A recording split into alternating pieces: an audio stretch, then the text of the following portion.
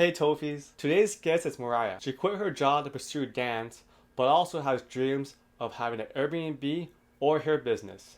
We'll explore steps to get her business off the ground and also make a plan with her credit card debt. If you enjoy this content, please share and subscribe to help the channel grow. I'm Topher, and this is Financial Fit. My name is Mariah. I am 27 years old.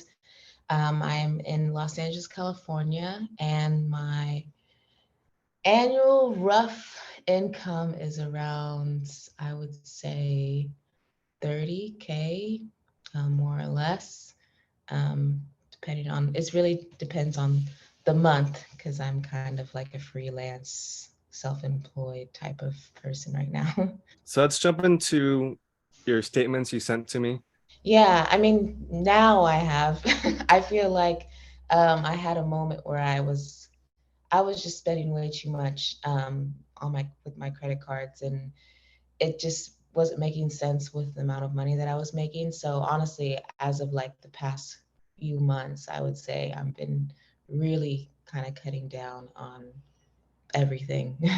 Okay, really great to hear.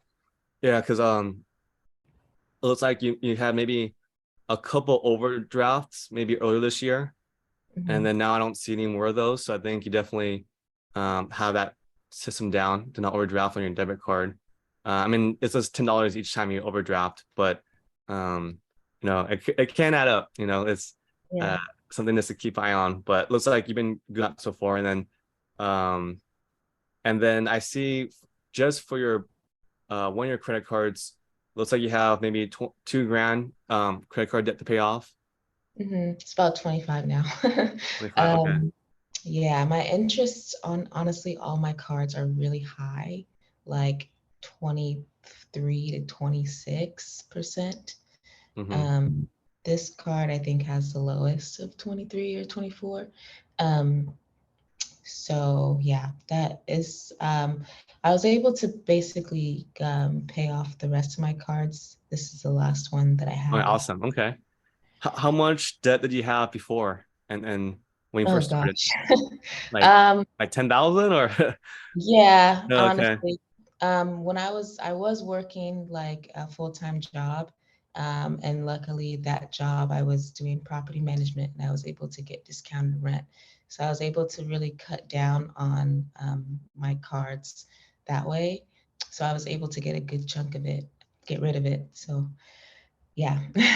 But now I quit that job and trying to pursue dance, so I am not able to just throw as much into the credit cards as I'd like. I try to, but then it's also like I don't know when I'm gonna get paid again, so I have to like ration.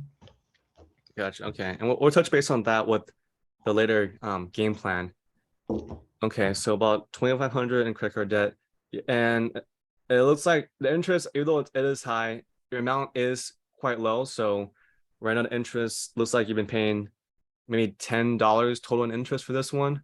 I'm guessing for other ones, maybe you had some more interest, but it sounds like you paid it off and you didn't have it for too long. So you probably maybe paid a couple hundred in interest. I would say that's still a win. You cutting down your credit card debt and now it's manageable. Okay. So then you quit your job. So what's your rent? So my rent is it's 950. Oh, 550?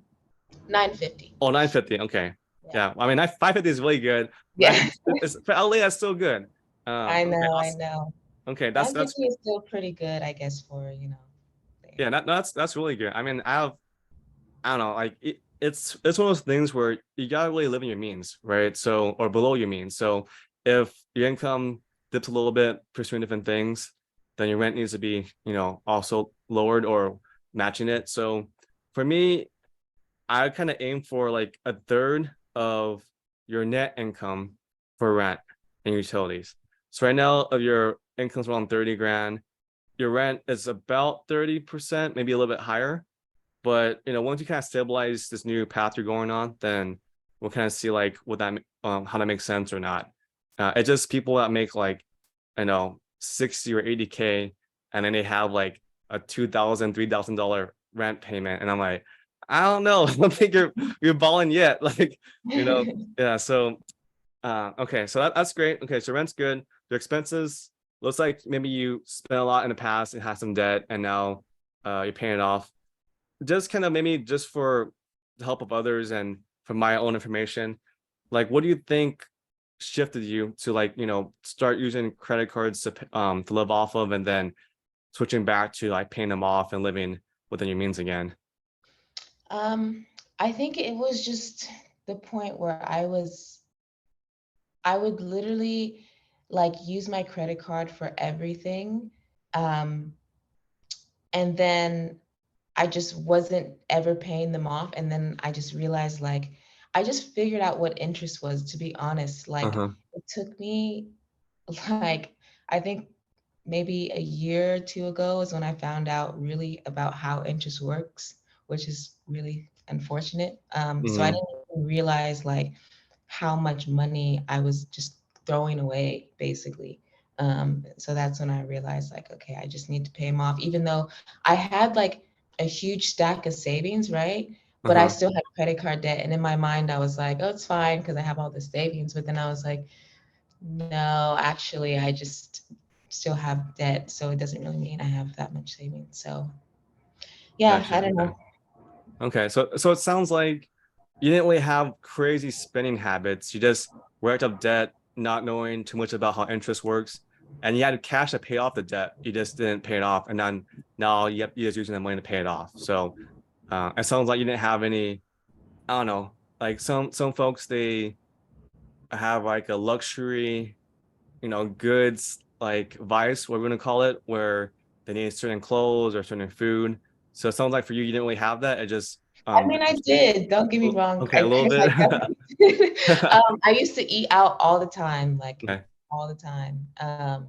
But then I just had to be realistic. Like when I quit my job, I was like, okay, I just literally can't eat out as much. Like I've had to turn down, events and dinner birthdays, which is always the worst because like you always end up paying more than what you eat, Right. So those things I had to just stop Okay. doing. Okay. So we say eating out is the biggest expense you had, and you cut that out. Was there other things too?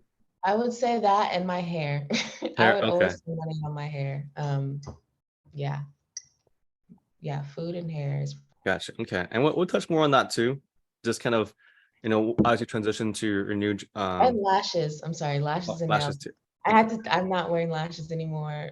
Like I'm just completely natural for the most part. Because Yeah. yeah, No, I mean, that's awesome. I mean, I told my girlfriend, I'm like, I like natural. She's like, well, should I not wear makeup then? I said, well, if you want to put a little bit, then you can wear a little bit, but like, I'm gonna spend like 3 hours, looking a certain way. Like, I like the way you look naturally. So, you know, yeah. No, that's what they all say. I mean, okay. Then we'll talk more about that too, because it sounds like you kind of naturally learn, like, okay, I'm gonna cut back eating out, cut back on, hair and lashes and nails, and find alternatives too. Okay. And let's before we go into like life planning, savings wise, um, how much do you have in savings right now or invested? So I don't have any invested. I just have 7,500 saved.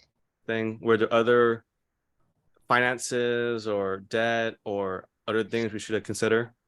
I mean, I have my student loan debt, which is just kind of like there. It's not much. I think it's like 11,000. Um, and then I have a car that I'm trying to pay off too, Okay. which is What kind of car is it, and how much is the? um, it's a Honda Civic 2019. My monthly is 340 something, 343 or something. Okay. And then I think I still owe maybe like 13,000 on it. Gotcha. All right. And then for student debt, I'm assuming it's frozen still. I think a lot. Oh, it froze. Yeah, yeah, Yeah, I yeah. think a lot of debt payments were frozen because of the pandemic. So, I mean, every time I check, it says like, oh, it's gonna restart this year, and then it hasn't restarted Yeah. yet. So, but I'm assuming it's also low interest. You're probably paying, but like maybe 100, 200 a month, something like that. Hmm. Okay. Yeah. Yeah, I would say your car payment. I would say it's still reasonable. It sounds like you can still afford that, but it is a bit tight. So let's break down more of like some strategy and next steps. So your grand goal. So you quit your job, and then what's your kind of plan and pursuing for your life? So I'm want to pursue dance here. But I'm also realizing like I have other entrepreneurial like things that I would like to do. Like Okay. I would like to own my own home and like do like an Airbnb, certain type of thing, like in different areas of the world, really. Like Mm-hmm. I'd like to own, or not even just own, but just have like an Airbnb, like for each, a lot of locations in the world that I can like run and manage because I do have like a lot of interests and passions. I love being creative. So like dance is like my huge thing that I'm doing now at my age, but I also want to pursue other like entrepreneurial things Okay. um, when I'm older too. So, And then what kind of lifestyle are you hoping to have? Like, say your average week was even when you're like in this 50s, 60s, you can still like dance a little bit, you can do some side dancing or this like, not like crazy stuff, but like, yeah, line dancing and just like some stuff like that. You can so teach dance, you can show people how to do things, right? Maybe a little bit yeah. slower pace. And you can have some kind of business, maybe whether it's real estate or something else. But besides that, were there other things in your life goals you want to like target? I mean, I definitely want to own a home or like land or property or something. Mhm. I want to travel. Like, I'm just like in a phase where I want to see the world. So I want to be able to just have passive income coming in where I can Mhm. just travel. Definitely, I still want to dance, but I also want to like create and like, maybe do like some creative directing. Like, I don't know. I was thinking about starting a hair business. Like, I have so many ideas Mhm. um, of things that I'd want to do. Um, I want to move to London. Like, I just want to travel and like really see the world. That's like my main thing. And then along with all the other Okay. things. Okay. Yeah. No, that makes a lot of sense. I mean, same for me and a lot of people I talk to. It's just that freedom with Yeah, traveling and just waking up, doing what you want. yeah. Have you ever like did that math back of how much you need to just travel like for the whole year? No, I have Okay. no idea. And I would love to know that number because it's definitely something I would want to do. Okay. Yeah.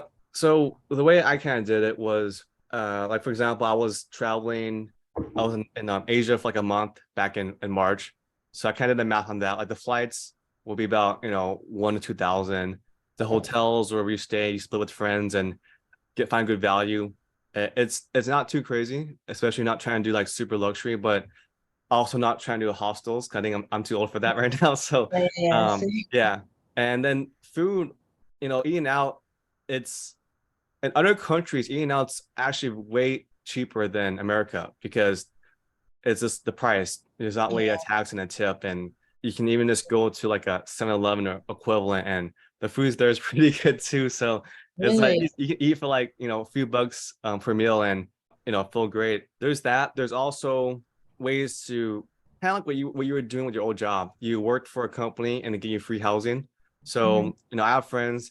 There's extremes ways where it's like they can travel and do a job there, whether it's the remote job or they like teach English or something in another country, and you work a little bit, but then you get paid and you get free housing. So like if there's a lot of different ways to do it, so it really depends on like what kind of style you want to travel in. Because Yeah. for me, it's about maybe I would say solo 20 to 40 grand just for me to travel for the whole entire year. Now it could be on the lower end like 20 if I'm like in one area and it's very cheap and you maybe get some free housing or maybe I use credit card points and there's not as much out of my pocket for flights. But Hmm. then 40K would be if I want to move around more, like I want to go to South America and then go to Asia and go to Africa or go to Europe, then each flight would be like, a couple grand and then the hotels and all that stuff will add up. So the way I kind of look at it is, do the math backwards. You probably traveled before, right? So you can have like a rough budget. Like where'd you go and how long?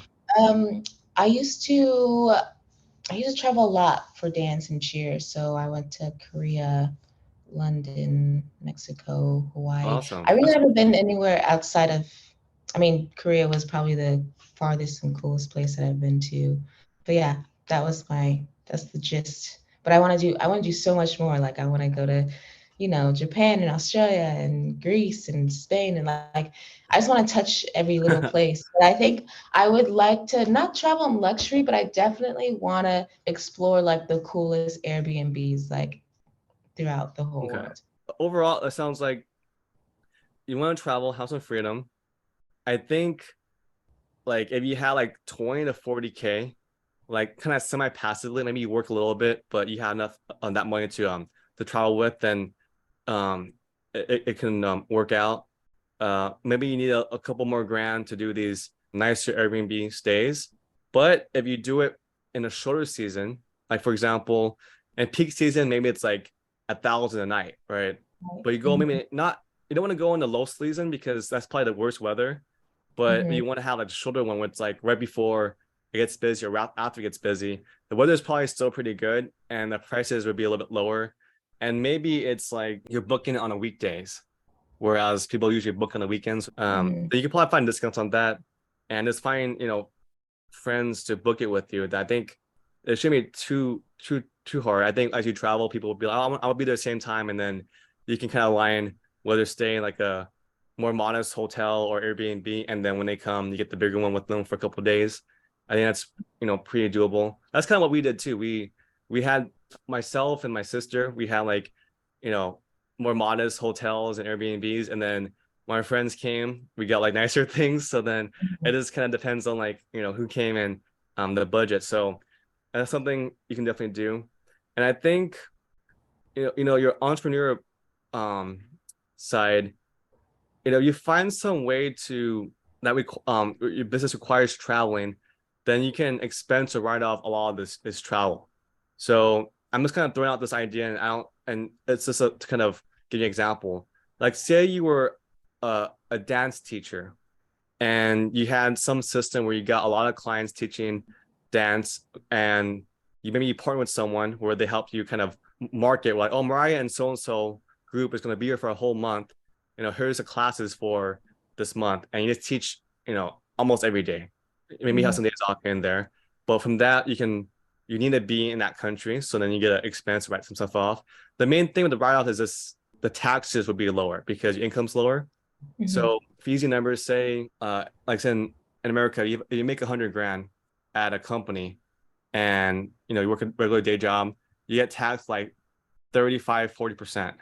So your take home is like 60K or whatever like that.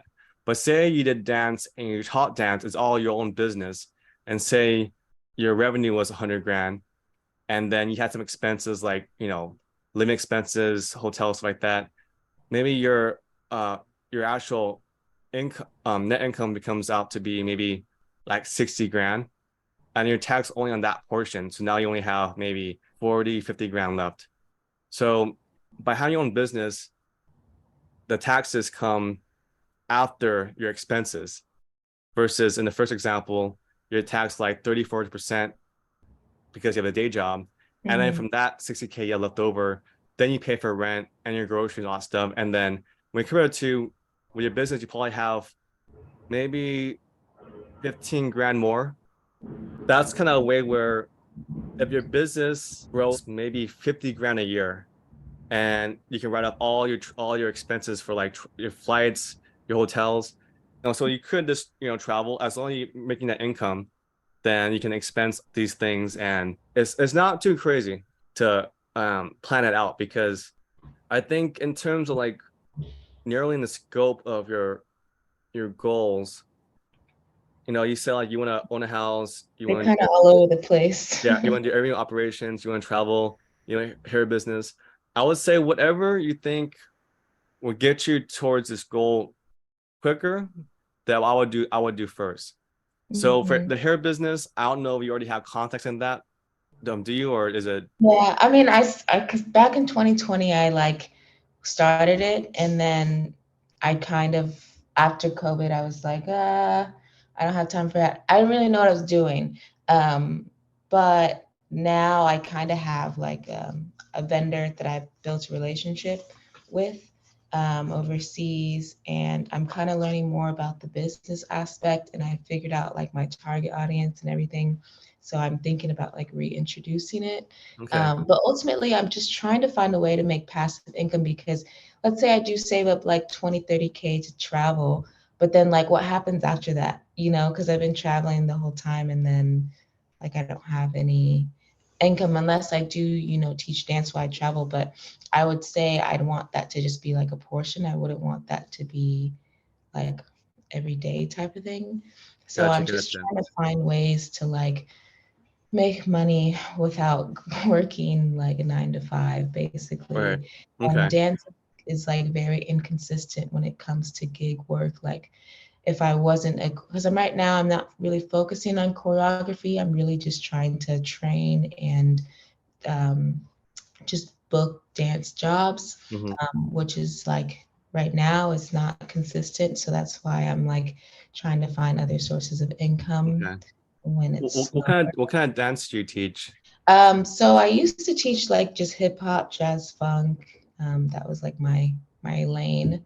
But I always told myself, and before I like teach full time, I want to get as much experience as I can so I can give that to my students. I don't want to be that teacher that like you know, is here for like a few weeks and then is gone because she's booking like is I'm booking something else where I can't be there for my students. So I really just want to focus on the work aspect so I can bring my knowledge and give it to the students when I'm like really seasoned, you know? Yeah, that makes Um, sense. Yeah, I took some dance classes and I understand what you're saying. Like if they don't, it's hard for them to kind of say like try this method because everyone learns a little bit different and there's different ways to learn different styles. So yeah, yeah, and I it's just just want to be consistent because I mm, there's so many teachers that I will go to and then they'll be gone for 2 months and I'm like, wait, like I need your training still, but you're gone on a job or something where it's like I'd want to be there all the time to like really help students. So gotcha. Okay. Okay, so for Airbnb operations and like home ownership, you know, in the cash, you could ask for money from other people. You know, ask some friends that do what they call it Airbnb arbitrage. Basically, you get a mhm, long-term lease and then you rent out on Airbnb. There's still some money in that. It's still, but you still need a couple grand to furnish it to get ready to go. So there's that aspect of it. And then for the hair business, is that like hairsprays or it would shampoo be like it would be like hair extensions. is it something where they would need to come to you and you have to put them on, or is it like they ship and So yeah, it's just kind of like they purchase it and then I send it out to them. it's like e-commerce? So I see how well everything's kind of laid out, and you can think more about this. But I guess between all these things, like you only have so much time in a day. You know, you gotta live like Hmm. family, your boyfriend, Hmm. church, all that. So if which of these do you think would make the most money if you gave it 100% for like 12 months? Would it be dancing, the hair business, doing some kind of Airbnb operations where there's arbitrage or like trying to partner up and manage people's Airbnbs? Or uh yeah, I guess those are the main three I would say. Yeah. I don't know. I don't know, to be honest. Well, so for Um, the dance, you went full-time dance recently. So if you kind of analyze that, so like say you've been doing it for 6 months and you made, you know, 5,000, then it could be mhm. made 5,000 again next 6 months, right? So about 10,000 for the whole year. So how many Yeah. months has it been and how much have you made so far? So yeah, when I say dance full time, it's not really full time, but I've been training a lot. But Mhm. this, so I, it's been about 5 months since I left my job, and I think I've made about, I want to say maybe a little bit under 4,000. So not Okay. much. And do you think after training it'll pick up a lot more, or you think Mm, it's not looking like that way? it's just, yeah, it's very like, it's very inconsistent. Like I could get an audition tomorrow and I could book a national commercial and then I'm Mhm. set for, you know, 6 months. But then it's really all just like up in the air type of thing. So Gotcha. it's Okay. very difficult to project unless I were to go into unless I book a tour, which you're getting a certain amount of money per week, where a lot of most dancers make money, um, which is pretty decent. But if not, like you're kind of just doing like side gigs every once in a while, whatever you kind of get picked for. So it's really hard to determine. At least for me, I know there's other dancers that are working more consistently, but it has to do with just connections and having someone to be like, hey. Mhm. I know this person. Can you do this like consistently? So I'm just trying to work to get there, really. Like the way I kind of think of which route to go, I'm trying to find which one. It's not like it's life changing, but like what things would make me $10,000 the quickest, and then how do I replicate that to do 20,000 and then 50, then 100,000. So the dance looks like it might be kind of slow. You made 4,000 so far.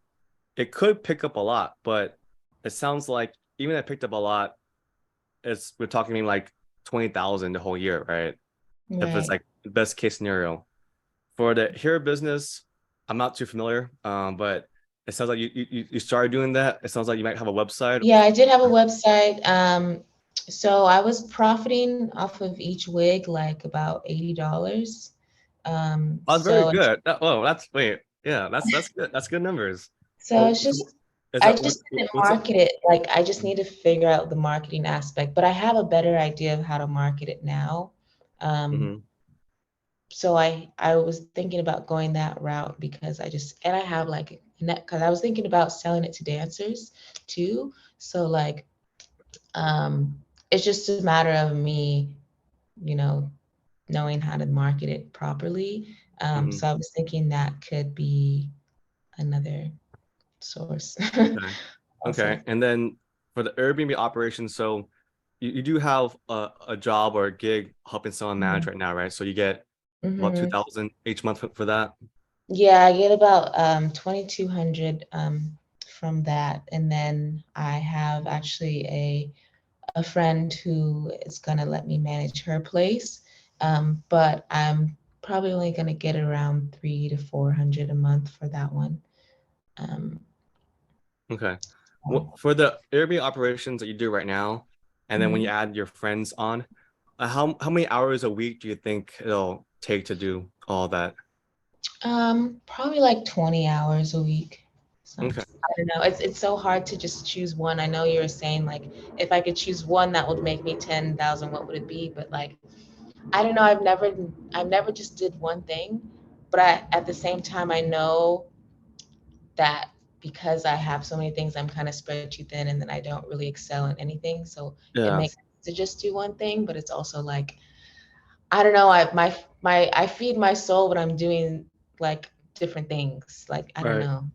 Yeah, So definitely. The thing with entrepreneurship is, everyone has these like happy stories like, oh, I love my day every day, it's so much fun. But it's just because the camera's on, they guys kind of say that. But you don't hear them yelling at each other and yeah, no sleepless nights, and it's very different. I mean, before you have a job and you can sleep, wake up, you get paid the same amount all the time, right? Now it's right, like entrepreneur, you can make a lot more or make zero, right? So right. that's the main difference. And a lot of people, they understand that, but not until they do it, then it doesn't make too much sense. I think this numbers wise and what I'm kind of hearing, I think what I would do is try to find what makes the most money and just do that, like focus on that for like 3 months and then see where it goes. I say that because like for real estate, when I was doing it, I lived with my partner for like 6 months and we're traveling seeing real estate, and then we got some good deals. And the other partner, I stayed with him, I don't know, 3 months or whatever, and working, a lot, and then we got a good deal. But all my other businesses and projects kind of decline a little bit. Hmm. I'd tell them like, hey, like you gotta manage it. I'm like out for like, 3 months, 6 months, and then they're like, what the heck? And I was like, you gotta kind of take care of that. And then it got, things all kind of worked out, and I got some things. And in your case, I think the Airbnb operations, you know, you already have consistent flow for that. I think it's just being efficient and finding other income. So like there's Facebook groups, there's meetups. You know, I have once in a while I host a short-term rental meetup. So people come in and they discuss things, and that's a place to kind of network with people. Like maybe people have money and Mhm. then they don't have operations or vice versa, whatever. So you would be the one that's operating some cash. I mean, not a lot right now, but they got a lot of money, and they're like, hey, like, you know, this match it for us. And so that's what, you know, I would say for you to do. Now it's kind of do what's the biggest value. So don't just be cold calling people all the time. You can go to these meetups, kind of start there. It's just like maybe once a week there's maybe a meetup, and you just drive out there and go there. There's Facebook groups can I reach out to. You can also, I think we talked about this before, where you reached out to owners of Airbnbs on a Mhm. platform and said like, hey, like I'm a property manager, like, do you need any help? And some might say yes, some might say no, but you probably get a lot of no's and a couple of yeses. And that's kind of like I would say lesser tier value, but you know, you can see if you have time for that, you can do it. For the hair business, it sounds like you already have an advantage in that space right now. Like if you're doing, you know, 20 hours a week on the Airbnb operations, you do maybe 5 to 10 with the Airbnb, like, you know, funnel to get more clients. Then in her business, you know, you have like 15 hours a week still on that to do, maybe more. I mean, the thing with entrepreneurs, like you can work like 100 hours a week if you wanted to. Now, I'm not Yeah. saying to do that because you burn out, but I'm just saying like that's what I probably would focus on those two. Now Mhm. the dance thing, like it's I think if you take 3 months off from that, you probably lose some of the No. flow of it. Yeah. But I mean, I also have an agent, so it's just really like if they send me things or not, you know? So it's like one of those things where I can take class and train, but I think at this point I just need like the opportunities to come. yeah, So it's kind of more of like the waiting game. So yeah, yeah. yeah, and so I would kind of structure your life. I mean, you have, you know, personal things and family and other things you gotta do. But that's how I would probably do it. You know, 20 hours with every ops, 5 to 10 hours a week trying to, you know, funnel. So meetups, Facebook groups, cold call if you know, that's the last option. And then the hair business, like really look at what you, send me your business plan and the numbers. And I think it's I don't think it's too crazy to find someone for marketing and they just do it for you. Like you already have the connects and you know the business side of it. It sounds like Yeah. all you need is someone to kind of make your website look nice, do some nice pictures, and Mhm. then help you set up some ads, and then you know Yeah. that's what it sounds like. And I can kind of show you some a direction on that space. So that's kind of what I'm thinking. You know, if you try to do all the things like you've been trying to do the past, you know, 6 months, it's going to be very, very tough, I think. Yeah. Yeah. So, I mean, I'll take some notes. I'll email this to you afterwards, but that's kind of where I'm thinking. And it's up to you ultimately what you want to do. Yeah, no, that definitely makes sense. I think I just it's hard for me to create a schedule. I think like sometimes I just wake up like, what should I do today type of Uh-huh. thing. But do you recommend like writing a schedule? When you had a job, it's like, is it 9 to 5? Is it you have meetings at this time every day? And it's very consistent. So same for you, you kind of make your own schedule where it's like the hard date or times you gotta pick, set up, and then the other things you work around that. So for right now, it looks like if you went to networking events, that's probably at night. So then you have to block that time out.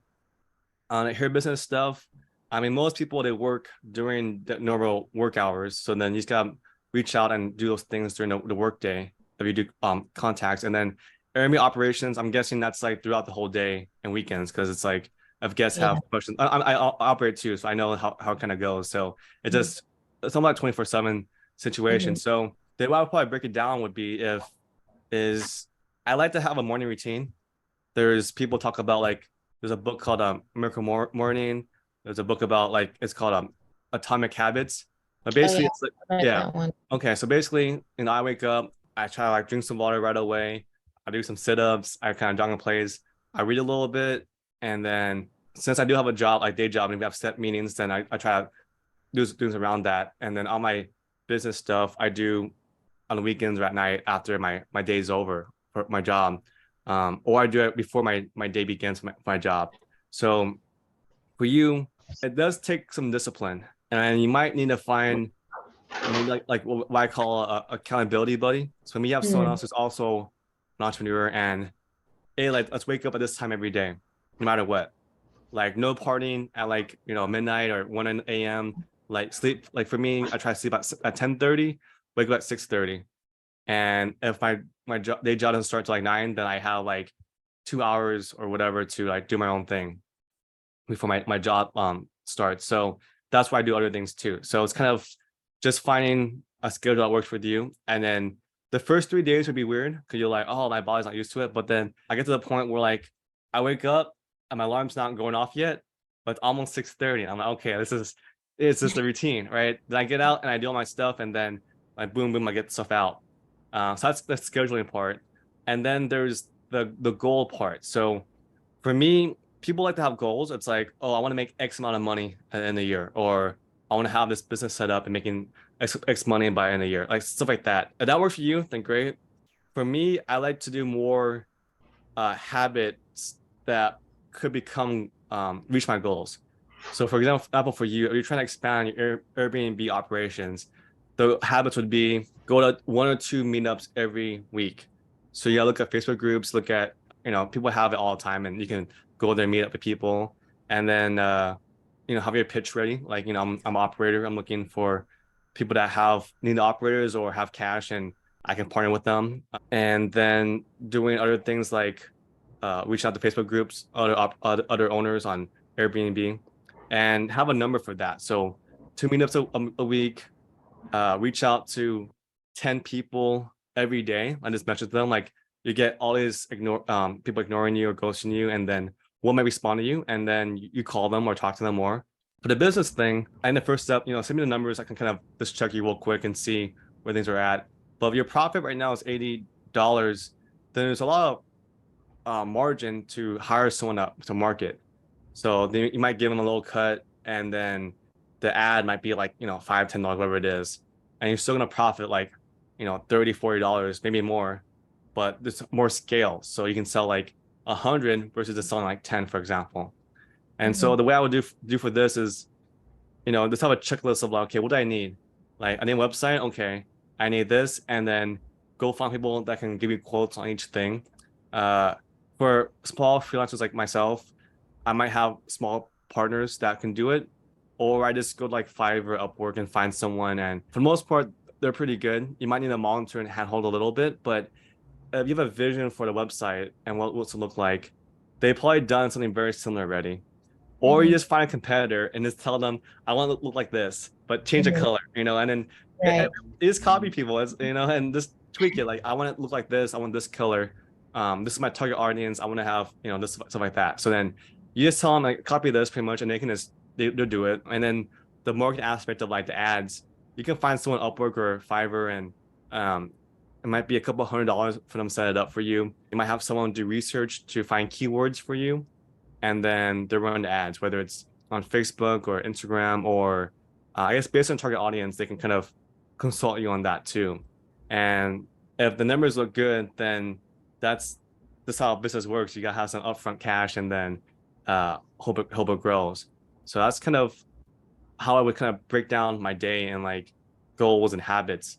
And by end of each day, you should make sure you always hit your goals or your habit log. Else you kind of wasted that day, kind of, right? Mhm. Yeah. Yeah. It's almost like you're at a job, but you're your own manager. So it's like if you Yeah. gotta tell someone else to do it, like what would you tell them to do, right? So you're like, okay, Mariah, you're gonna be doing this, and I need it done by today, and then you just flip it around, and then you're it yourself. That's what you got to do. So that's kind of how I see that. I think the last thing I want to talk about is the old job you used to have. How much did you make from that, and how many hours did it take you to do that?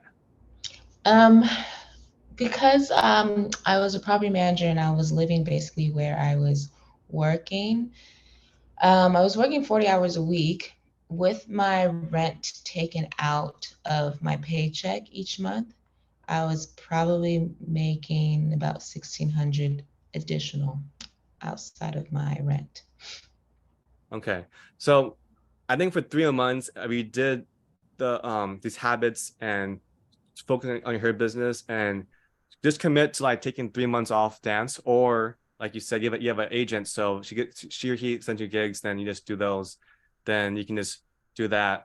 But I think if you just hammer down and focus for 3 months, see where you're at, and then from there just double down what's working. So like if the business is going well, just double down on that and then slow down the Airbnb operation stuff and just do the higher priority stuff. I just go to meetups if that's the best thing, or reach on Facebook groups, that's the best thing. So should I put any money in investments right now, or should I wait to get more like income? Yeah, I know you have some credit card debt and you have Mhm. some savings. So here's how I kind of see it. Like your savings, it's all in your bank account, so you're making very low interest on that. But your credit card debt, you're losing like $50 to $100 each month by having that debt open. So I know before you had a lot of credit card debt and a lot of savings and you use a lot of savings to pay on the debt. And now it seems like you're very close to it, but now you're a little maybe hesitant to use more savings to pay off the credit card debt. I would say since you do have somewhat stable income with the Airbnb operations and you're gonna get your friends on board too, I would say expenses have gone Mhm. down. I would have you to, update your budget to kind of see where you're at. And if your income right now, which is about 22 to 2500 each month, if that's above all your current expenses, which looks like it's going to be, then I would just pay off that credit card debt and then have your 55,000 savings and use that to kind of build your hair business and all the Airbnb operations, the funnel stuff we talked about, is all gonna be free. It's just sweat equity, like this time. I know it looks, kind of hard where you might have had like 5 figures in savings and now it's going to 5,000. But then now we have a plan and you kind of try things out and you're out of debt. Besides the car payment, which I think is manageable. If you did that, so you have no debt, you do your budget and visualize that you might have this much coming in and this much going out, and you still have a good amount left. You should Mhm. have maybe 500 to 600 extra each month, and then you start using that to build your savings back up, and then use some of that savings to invest into your business. Now, if you didn't have an entrepreneurial, background, like say you're like, oh, Chris, I just want to start a food truck or like do something like that. And I'm like, no, you're not doing that. Okay, yeah, no knowledge on that, right? Then I Right. always tell you, okay, put it into the stock market. You can open up what's called a IRA, so Mhm. individual retirement account, and a lot of people prefer the Roth just because as it's growing from like 5, 10, 20,000, it'll go to like 50, 60, 100,000, whatever, maybe $1 million, and you're not taxed on that portion. So you're taxed on the small numbers in the beginning, not the millions later on with the Mhm. Roth IRA. Now with that, I would recommend get this hair business going. Like you have 5,000 savings after your credit card debt's paid off.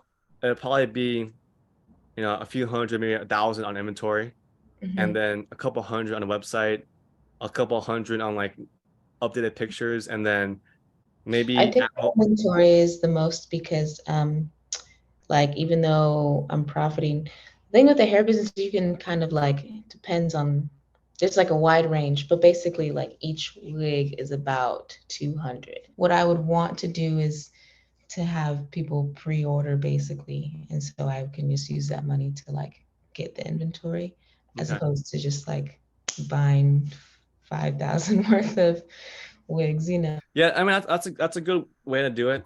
And then there's pros and cons. You Mhm. know more about the business than me, so like some folks they prefer to get pre-orders, but that also requires your customer to trust you that they're gonna Mhm. get their product, and then also they're okay waiting. So I don't know the Mhm. pre-orders would take a whole month, and then you order them, and then it's another month, and then it ships out to them. So it might take them 3 months to get it. I don't think it would take that long, probably Okay. like a month max. Kind of understanding like how you want to you start marketing, get some pre-orders, and then once you get that, then you can put the order in. But make sure that it's clear it's going to be a month or so.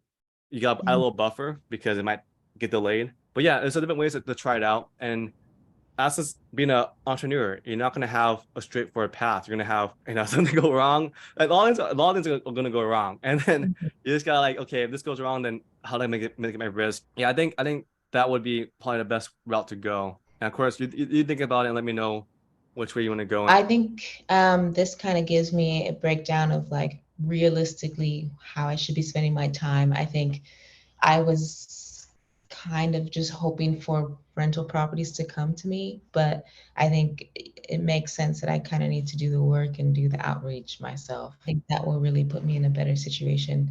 I just have to do the work, basically. Yeah, So, definitely. Yeah, and that's the thing. It's you know the her business or the Airbnb business, you gotta put the work in, and doing both is too much work. Then you just gotta prioritize one or the other, or maybe you can do both, but the high return activities. right. So, like I said, if the networking for Airbnb is better in person, you just gotta find the events and go to them. If it's better doing on Facebook and messaging people, then just do that and cut out time for that. Yeah, and I think like for myself, like when I was doing real estate, like I said, like I live with my partners when we were like looking at properties, helping each other out, finding good deals and stuff like that. And it's a lot of work.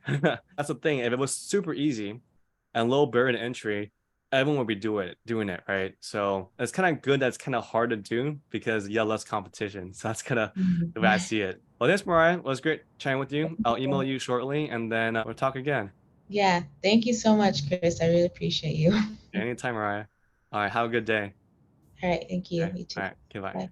Mariah has a few things to work on. First, she should pay off her $2,500 in credit card debt with her savings. The credit card debt interest is over 20%, and there's almost no investments right now that make only 20%. So she's losing money with this credit card debt. All of her current expenses look okay. She might have some problems with eating out too much or shopping for hair and nails, but her last few months of spending look pretty good. She does have a car with a $340 monthly payment, which is a bit high for a 30K income, but if she keeps her other expenses low, such as her rent, eating out, and shopping, then this car payment's okay. Her biggest item is to work on level 1 Vivid Vision. She has a lot of goals. She wants to travel, have Airbnbs, dance, and someday in the future, she could probably do all three. But right now, she's really got to specialize and pick one, maybe two to focus on. If one of these businesses net 50K a year conservatively, then she'll have more time to travel, relax, and to dance. So I recommend to put dancing in a back burner for about 3 months and work really hard on finding more Airbnb clients and getting her hair business off the ground. For Airbnb management, I recommend a habit tracker instead of setting a goal. For example, to go to 1 or 2 real estate meetups each week, contact 10 to 15 Airbnb owners every day, which includes either messaging online or calling them. Essentially, this is a sales gig and it's all a numbers game. The more you contact, the more no's you get, but a higher chances you find a yes. As for the e-commerce hair business, she needs to make a formal business plan. What's the target audience, cost to get the product, shipping, conservative profits, cost for marketing, and conservative profit margin. It sounds like her supplier is good and she knows her audience. She just needs to hire someone to do the marketing, website, pictures, videos, and run some ads for her. As a fellow small business owner, I recommend using Fiverr or Upwork to find some freelancers, and she can launch a business, including marketing, in the next month. Then she'll have another month to fulfill, and then after 3 months, compare the results to the Airbnb business. At that point, she can figure out which one is more promising and help her get to $10,000 the fastest. At that point, she can focus on doubling or tripling her income.